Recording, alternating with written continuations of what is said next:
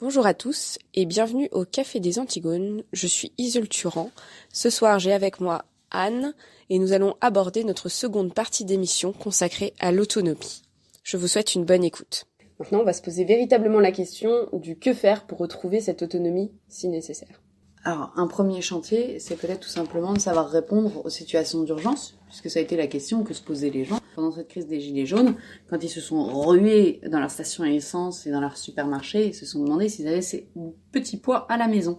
Pour les situations d'urgence, la question, elle est qu'est-ce qu'on a à savoir et qu'est-ce qu'on a à avoir à titre personnel pour pouvoir faire face à une diversité de situations avec une grosse économie de moyens.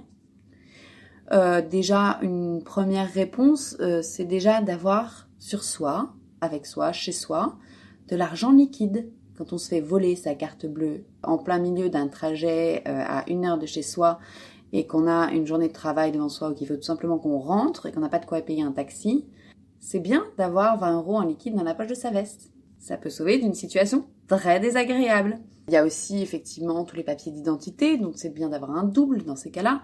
Je me souviens que ma mère s'est fait voler son sac à main à multiples reprises dans sa carrière de parisienne. Refaire des papiers d'identité, c'est long et c'est compliqué. Par ailleurs, la question des papiers administratifs et des papiers d'identité, c'est aussi quelque chose de très important en fait. En cas d'inondation, d'incendie, quand tous vos papiers personnels sont irrécupérables, il faut quand même que vous soyez en mesure de prouver que votre compte en banque vous appartient, que votre voiture vous appartient, que vous êtes bien assuré, sinon vous n'avez pas le droit de rouler, que votre maison est bien la vôtre. Donc ça, c'est assez important de pouvoir avoir des doubles de ces papiers. Ça peut être mis dans un coffre-fort d'ailleurs. Ça peut être mis sur clé USB à l'heure actuelle. On a tendance à penser que parce que toutes nos identités bancaires sont sur notre application smartphone, tout va bien, on les a à portée de main en permanence. C'est évidemment pas le cas. C'est évidemment pas le cas, ça n'est pas suffisant.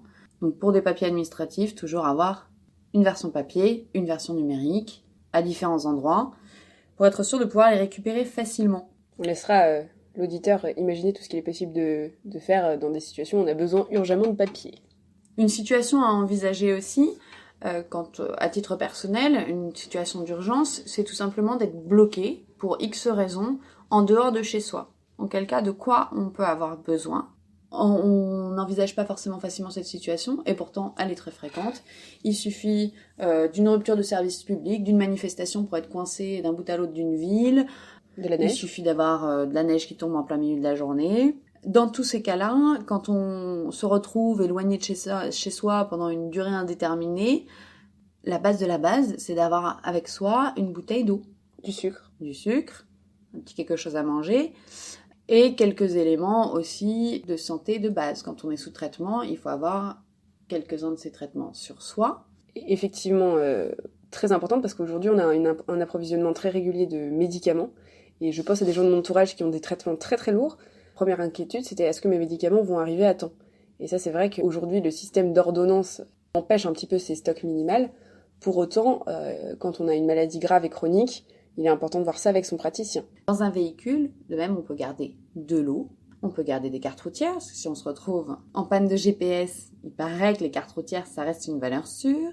Carnet, crayon, évidemment, la raclette à neige, j'espère que vous l'avez. Mais aussi une couverture bien chaude au cas où on serait obligé de passer la nuit dans le véhicule. C'est aussi évidemment recommandé de garder dans sa voiture tous les éléments utiles en cas de panne. Donc il y a évidemment la roue de secours, les clés, le triangle gilet jaune, maintenant tout le monde l'a. Mais quelques petites choses utiles, ça peut être les pinces de redémarrage, un câble de remorquage. Même si vous n'êtes pas en mesure de réparer la panne vous-même, si vous avez le matériel, quelqu'un qui s'arrête sera plus en mesure de vous aider. Ou vous d'aider les autres d'ailleurs. Tout à fait. Ensuite, je pense qu'on peut passer aussi aux situations d'urgence d'ordre médical. Ça fait partie du savoir, là, c'est pas des choses à avoir à proprement parler. Les gestes de premier secours, c'est des choses qu'il faut connaître. Alors les enseignements, il y a plein de types d'enseignements qui existent. Les pompiers en proposent des gratuits régulièrement. Donc il suffit de vous renseigner auprès de la caserne de pompiers la plus proche. Il y a des cours gratuits de premier secours, il y a des cours plus avancés qui sont payants mais qui restent très abordables.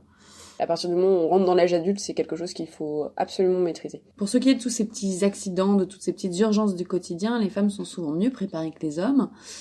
Le sac à main d'une femme peut rivaliser, je pense, avec certains sacs d'urgence des meilleurs survivalistes. La plupart des femmes ont dans leur sac les mouchoirs, les tissus, les papiers d'identité de toute la famille, des couches en plus, une tenue de rechange pour les enfants, une petite couverture au cas où le nourrisson est froid, les médicaments, et pourquoi pas un ou deux outils pour celles qui se retrouveraient effectivement, qui se seraient retrouvées en panne de poussette avec un boulon manquant. C'est des choses qu'on peut trouver dans un sac à main de femme. Anne, tu abordais la question des outils. C'est clair que je pense qu'on se balade pas avec des pinces à outils dans son sac à main. Par contre, Détrompe-toi. Des couteaux suisses, c'est toujours utile. Évidemment, les crans d'arrêt sont interdits. Les lames dépassant la longueur de la paume de la main sont interdits. Mais en revanche, un couteau suisse de type couper le saucisson, etc., c'est des choses qu'on peut tout à fait avoir dans son sac et qui peuvent sauver clairement la mise dans plein de situations. Hein. Bon, et puis après, on laissera pareil l'auditeur imaginer tout ce qu'il est possible de faire avec un couteau. Ah, un dernier petit détail quand même pour tout ce qui est de l'ordre de la survie, on va dire, de l'anticipation personnelle. Ça va être aussi la situation dans laquelle on est en voyage.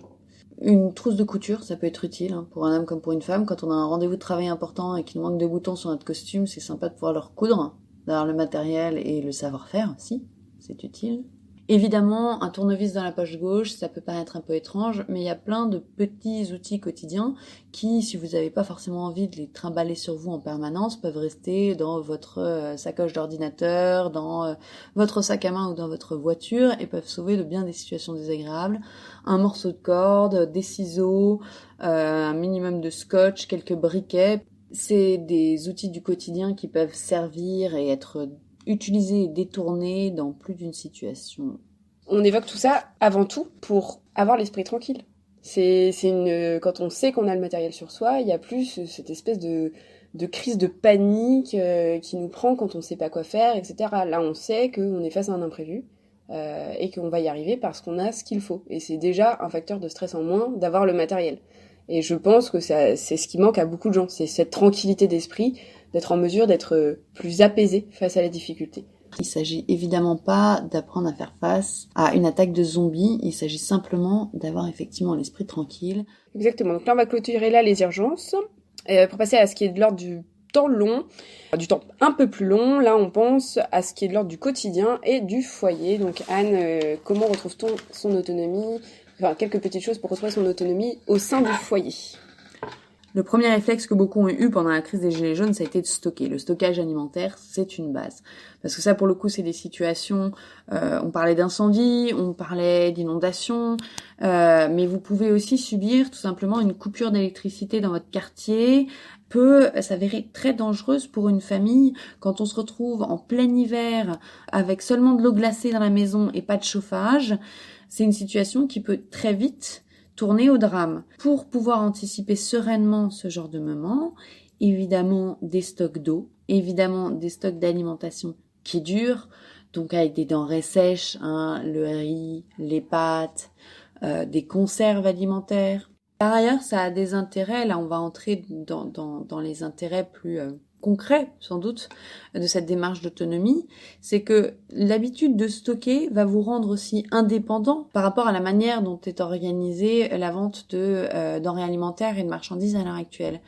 Si vous prenez l'habitude de stocker, et notamment de stocker les mêmes denrées à chaque fois, donc vous savez qu'elles sont essentielles, nécessaires, utiles, vous serez sans doute moins sensible aux promotions de votre supermarché, vous perdrez beaucoup moins de temps à aller faire les courses toutes les semaines, et donc, vous y gagnerez aussi en argent.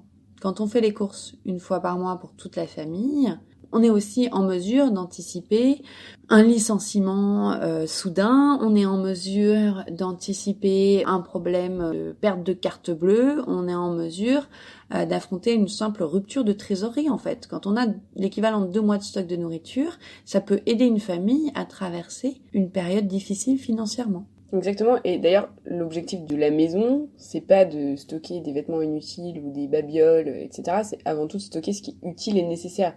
Donc même je veux dire, moi qui vis en milieu urbain, je n'ai pas une place indéfinie, néanmoins, ce qui est de l'ordre de l'alimentaire a évidemment une place plus importante que le reste des choses dans ma maison. Et je n'éprouve aucune difficulté à ce stockage. Donc là, c'est une petite réponse à ceux qui pourraient dire oui, mais bon quand même, c'est pas adapté, je ne vais pas stocker pour un mois. Et des denrées sèches, ça prend pas de place. Il y a un moment, du riz, un sac de 20 kilos de riz, ça se stocke en haut d'un placard sans trop de difficultés. À ce titre-là, il y a aussi un certain nombre de marchandises qui sont moins primordiales, mais qui peuvent effectivement vous être utiles en cas de problème. Je m'explique. Si par exemple il y a une rupture d'approvisionnement dans votre supermarché local dont vous dépendez, si vous êtes bloqué à la maison parce qu'il y a un enfant malade et que c'est vraiment très compliqué d'aller faire des courses, vous serez content d'avoir, même si vous avez utilisé des couches jetables, quelques couches lavables en stock à la maison pour pallier à l'urgence. Vous serez content d'avoir quelques chiffons parce que vous ne pouvez pas acheter votre sopalin. Après, sur tout ce qui est consommable, il y a aussi tout ce qui va être de l'ordre du médicament. On a très peu aujourd'hui d'autonomie en termes médical. Et ça, c'est à la fois de l'ordre du savoir-faire et de l'ordre du stockage. Donc ça recoupe un peu les deux. Je parle pas d'automédication, mais d'avoir des réflexes simples et sains, de prendre l'habitude de désinfecter, d'avoir les choses nécessaires pour le faire à la maison. D'avoir de quoi faire des strips pour des plaies ouvertes, des pansements, de la bande, des choses comme ça. Après, parler d'automédication, dans une certaine mesure, c'est quand même un savoir à acquérir, puisqu'on n'est pas obligé d'aller chez le médecin à chaque fois qu'on se sent vaguement tout chose. Il y a quand même un certain nombre de maladies qui peuvent se traiter facilement avec des médecines naturelles ou avec tout simplement des bons réflexes. Oui, là, il y a toute la gamme d'huiles essentielles, de cicatrisation, d'huiles essentielles qui boostent l'immunité, par exemple. Toute cette gamme-là est très intéressante. Il va y avoir aussi, pour ceux qui sont plus adeptes des choses de l'ordre de la tisane, d'avoir des bons réflexes sur simplement la médication lente et douce par l'alimentation et par les plantes. C'est des choses qui sont extrêmement à savoir, à connaître. Pouvoir gérer un enfant qui va avoir une grippe de 3-4 jours et dans un désert médical où le médecin ne peut pas se déplacer, il faut être à la fois savoir gérer la fièvre, mais aussi avoir les choses adaptées qui vous permettent de soulager l'enfant.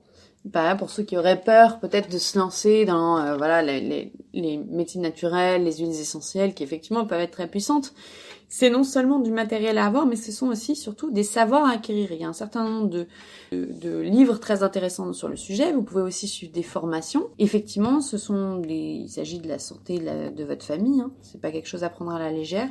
Mais je pense vraiment que ce sont des savoirs d'autant plus essentiels que la désertification médicale s'accentue et que dans des cas notamment de maladies infantiles, quelques heures peuvent vraiment faire la différence. Il y a déjà la connaissance des maladies, la reconnaissance des symptômes. Et par ailleurs, il y a aussi les soins de base, on a parlé des gestes d'urgence, et idéalement, savoir quand même manipuler quelques médications naturelles de base. C'est vrai qu'on parle des enfants parce que c'est souvent à ce moment-là que le savoir s'acquiert pour les femmes, notamment parce que c'est souvent elles qui sont gardiennes du foyer et de la maison, donc c'est souvent elles qui organisent à la fois la logistique interne et le stock de médicaments et le savoir médical, et ça se fait et ça se découvre avec les enfants. Mais c'est un peu dommage. Je pense qu'on peut l'apprendre plus tôt, et quel que soit le sexe. Et ça, c'est vraiment bien de le maîtriser le plus rapidement possible.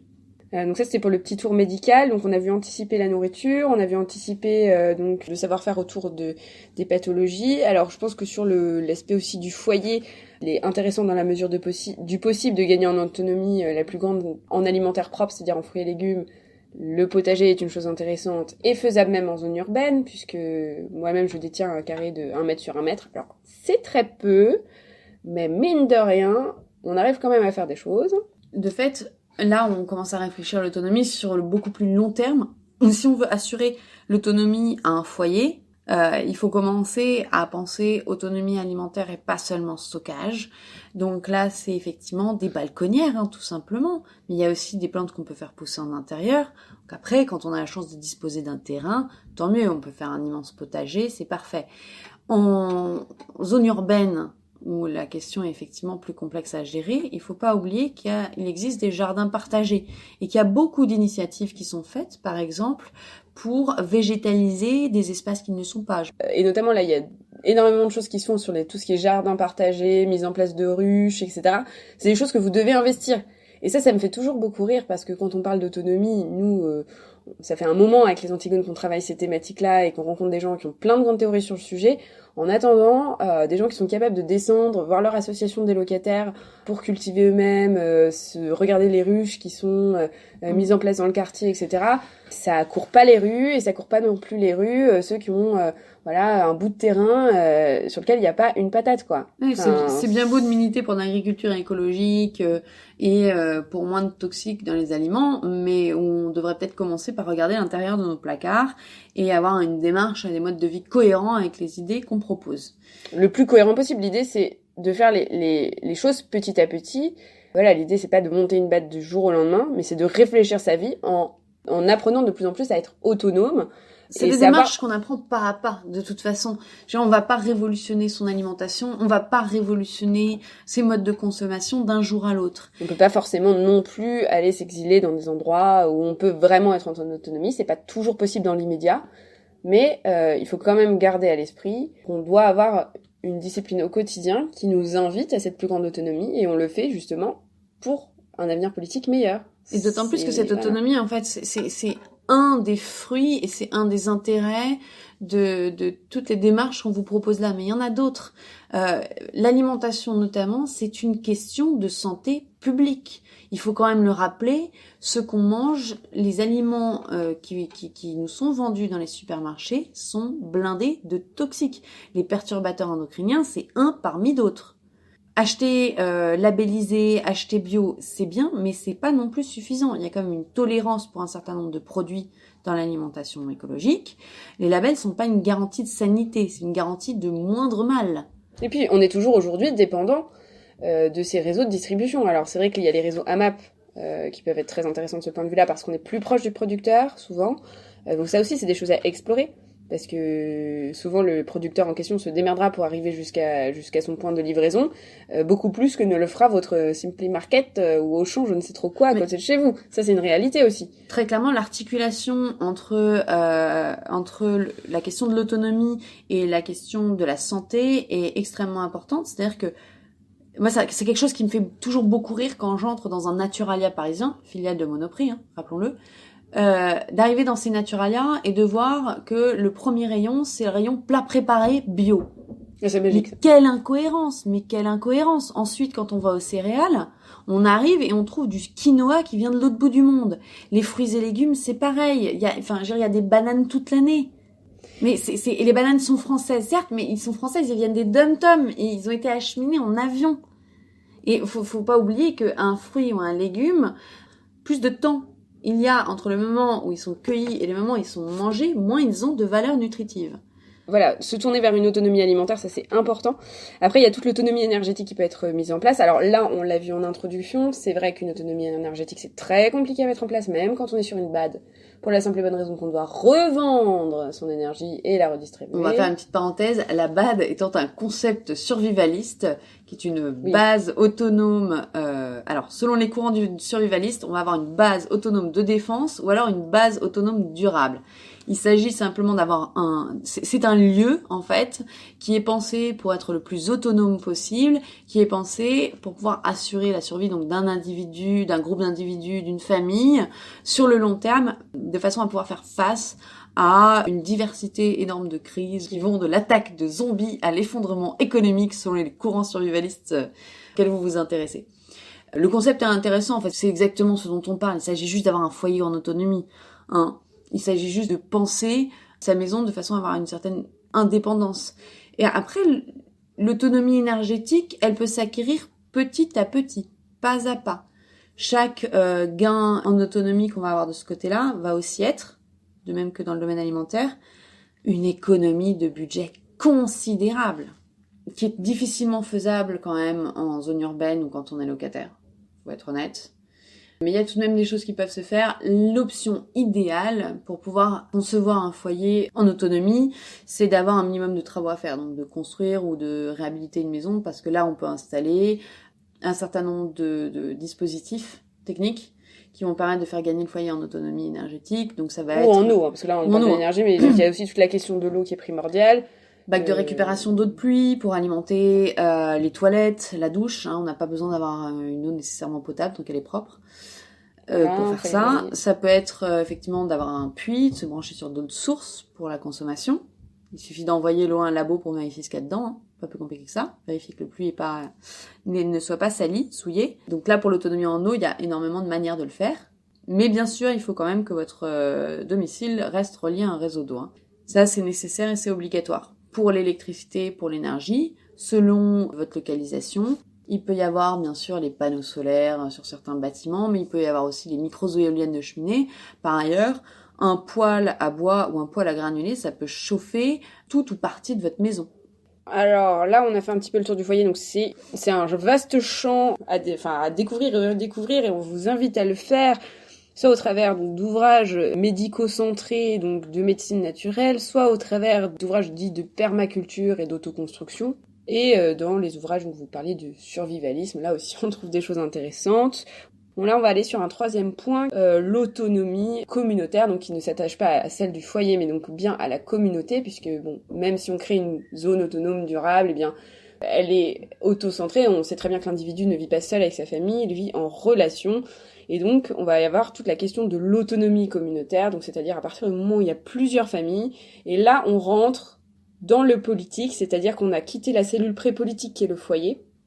On a quitté l'individu. Enfin, on a d'abord quitté l'individu, ensuite on a quitté le foyer. Donc là, maintenant, on passe à la communauté. Donc là, on est purement sur un plan politique. On vit en société, tout simplement. Exactement. Mais ça, c'est un état de fait. Et donc là, tout ce qui va tenir aux habitudes d'autonomie communautaire, là ça s'adresse évidemment à des gens qui ont envie de faire vivre autrement tout un village. Voilà, on a évoqué les situations d'urgence qui se gèrent beaucoup plus au niveau personnel, hein. Il s'agit pour chacun de savoir faire face à une situation d'urgence. Ce qu'on a évoqué avec le foyer, au final, c'est le quotidien. Là, ce qu'on évoque, c'est le long terme avec la communauté. Et c'est là où c'est pas la peine de se décourager en se disant je n'y arriverai jamais, je ne n'aurai qu'une autonomie partielle, je peux pas stocker pour X temps, je peux pas faire pousser ci ou ça. Ben oui, mais si vous pouvez faire pousser des légumes et que votre voisin peut produire du bois, vous commencez déjà à être complémentaire. Vous commencez déjà à pouvoir acquérir une autonomie à 2, à 3, à 4. De toute façon, il y a des situations, il y a des types de foyers dans lesquels on ne peut pas produire de quoi nourrir l'intégralité de sa famille. Je pense par exemple à des personnes âgées. Et puis de toute façon, c'est ça, c'est que l'autonomie en famille, en vase clos, c'est pas un objectif. L'homme est un animal social et on doit penser les choses de manière communautaire, et communautaire entendu au sens large. C'est-à-dire que même c'est des simples solidarités entre voisins, pour se rendre des services dans un sens ou dans un autre qui sont de l'ordre du troc, donc c'est-à-dire que là on biaise tout ce qui est de tous les flux, tous les échanges, toutes les spéculations, c'est simplement un échange entre bon voisinage, et là on est gagnant financièrement, mais on est surtout gagnant en autonomie. Par ailleurs, pour beaucoup, c'est une question de survie. Quand on regarde le montant de la pension de reversion d'une veuve d'agriculteur, on peut pas vivre avec ça. On peut à peine payer un loyer. Dans ma ville, il y a un certain nombre de personnes âgées qui ne se nourrissent correctement que parce que certains de leurs voisins pensent à leur apporter régulièrement le surplus de leur potager. Et ça concerne non seulement les autres, mais ça peut vous concerner vous-même un jour. Et ça, c'est quelque chose auquel il faut penser. Donc, plus on a intégré en amont ces réflexes d'autonomie, plus on a mis en place de moyens pour être autonome, pour avoir un foyer autonome, plus on sera en mesure de faire face à ces périodes difficiles. Et plus on aura le réseau aussi pour supporter ces moments-là. C'est quelque chose, donc je disais politique, on peut l'envisager sous plusieurs angles, on peut l'envisager simplement entre réseaux de bon voisinage, comme je le situais, entre réseaux d'amitié, on peut l'envisager d'un point de vue de la ville, de la commune, et là, les maires ont évidemment des places à prendre. C'est-à-dire que quand on tient une mairie, on peut faire des choses d'un point de vue de l'autonomie de sa ville. Remettre les sources d'eau en marche. Même si on n'a pas la vocation d'être maire, ou même si on a un mauvais maire dans sa commune, on peut faire quelque chose dans la mesure où, à partir du moment où on a un nombre critique de personnes, et qu'on détient un certain nombre de savoir-faire, c'est déjà un outil politique dans la mesure où des savoir-faire, des capacités de produire des marchandises, de fournir un certain service que d'autres sont pas en mesure de fournir, c'est déjà un moyen de relocaliser l'économie. Plus l'économie est locale, moins justement on va être sujet à aux causes de nos dépendances que nous avons citées dans la première partie. Et c'est ça qui est absolument essentiel et qui va permettre l'existence d'un politique réel. On peut penser que c'est un doux rêve, une douce utopie, mais ça se fait déjà, ça se fait dans des endroits divers, il suffit d'aller fouiller un petit peu sur Internet, mais beaucoup plus près de chez nous, il y a eu des expériences de fête, tout simplement à la ZAD de Notre-Dame-des-Landes. Alors on a beaucoup parlé, on a entendu parler dans les journaux des casseurs, des terribles manifestations à Nantes avec les Black Blocs qui débarquaient en force. Alors Notre-Dame-des-Landes, c'était beaucoup plus compliqué que ça quand même. Il y a effectivement des Black Blocs, il y a effectivement des casseurs, il y a effectivement des gens qui simplement se promenaient sur la zone sans plus d'objectifs que ça. Il y a aussi des véritables alternatives qui ont été proposées avec des familles qui vivaient là très bien en communauté et non pas isolées, qui ont monté des boulangeries, qui ont monté des chantiers, qui ont repris des fermes abandonnées. Alors oui, il y en a qui ont été squattées, qui ont été détruites assez seulement. Il y a aussi des fermes qui ont été remontées vraiment à bout de bras par des gens qui ont décidé de tester ces alternatives, de vraiment les vivre. Et voilà, il y a des belles choses qui se sont faites, qui ont vraiment été réalisées, qui sont possibles et qui sont reproduisibles. On n'est pas obligé d'aller à Notre-Dame-des-Landes pour ça, mais on peut recréer des choses comme ça chez soi. Et on peut le faire alors oui, parce que c'est vrai que on parle, il y a aussi une question d'esthétique, et beaucoup de choses des images qu'on a vues de Notre-Dame-des-Landes où toutes ces autoconstructions, toutes ces choses sont affreusement laides. Il y en a aussi des très belles. Mais voilà, c'est ça qu'il faut savoir, c'est que quand vous regardez les autoconstructions, il y a des choses incroyablement superbes qui ont été faites. C'est pas parce qu'on vit en autonomie ou qu'on cherche à avoir une ville autonome, une communauté autonome, qu'on parle d'hippies, des gueux, avec soyons très clairs, la communication bulldogs, officielle qui a été faite autour de Notre-Dame-des-Landes, elle est à peu près de la même honnêteté que la communication qui a été faite autour de la Manif pour tous. La réalité est quand même autrement plus complexe que ça, heureusement. Mais donc voilà, il y a des choses à voir. D'ailleurs, il y a des films qui ont été faits qui sont assez intéressants là-dessus.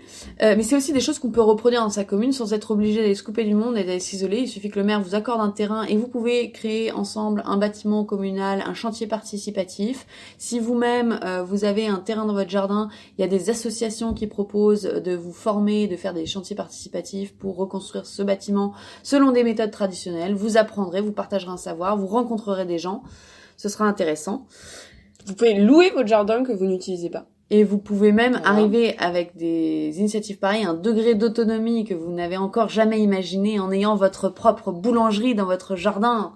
Et puis enfin, il y a un dernier point qu'on voulait souligner, qui nous est très cher. C'est enfin l'autonomie sur un temps encore plus long que celui de la communauté, qui est le temps de la génération, de la transmission de savoir. C'est transmettre ou disparaître, c'est aujourd'hui l'enjeu, c'est l'enjeu d'aujourd'hui, il n'y a pas d'autre mot. Et donc, l'autonomie doit être pensée de manière générationnelle, c'est-à-dire qu'avez-vous envie de transmettre à vos enfants. Ça ne peut pas être votre iPhone parce qu'il a une durée de vie de moins de 2 ans, donc il va falloir peut-être penser à avoir quelque chose à transmettre. Ce ne sera pas seulement votre livret A, ce ne sera pas seulement votre belle maison. Avant tout, c'est une formation intellectuelle, mais c'est aussi des savoirs et des savoir-faire qu'il faut transmettre. Des savoir-faire, des vrais métiers. Je pense que là, c'est aussi quelque chose qu'on n'a pas abordé, mais c'est qu'il est très difficile d'être autonome quand on est trader ou quand on est banquier. Je suis désolée de le dire. Il y a un moment donné, il faut avoir des savoir-faire réels. C'est pas grave, il y a Sushi Shop. Exact, il y a Sushi Shop, donc tout va bien. Mais faut peut-être retourner... alors pas forcément à la terre, mais en tout cas à des travaux manuels réels, avec des productions réelles, un savoir-faire réel. On pense toujours à cette scène de crise incroyable où il reste plus qu'une place sur le bateau qui va sauver tout le monde, et on demande à chacun sa profession. Voilà, il y en a un qui dit qu'il est comptable et l'autre qui dit qu'il est mécano. Bon bah voilà, le comptable il va être sur le bord de la route. Voilà, bon, c'est des choses comme ça qu'il faut penser. Et puis c'est nul d'être inutile. Alors donc faut se penser utile et donc prendre des savoir-faire sur lesquels on est bon, indépendamment de son métier, ou alors de choisir une reconversion professionnelle. Il s'agit pas forcément d'aller changer sa vie du jour au lendemain. Encore une fois, on peut très bien avoir un boulot qui est pas forcément connecté à la réalité dont on vous parle maintenant, mais qui peut être utile dans l'état actuel de la société. Mais si par ailleurs vous transmettez à vos enfants des savoir-faire essentiels, si par ailleurs vous cultivez certains apprentissages et que vous continuez vous-même de vous former, c'est pas parce qu'on est adulte qu'on arrête de se former.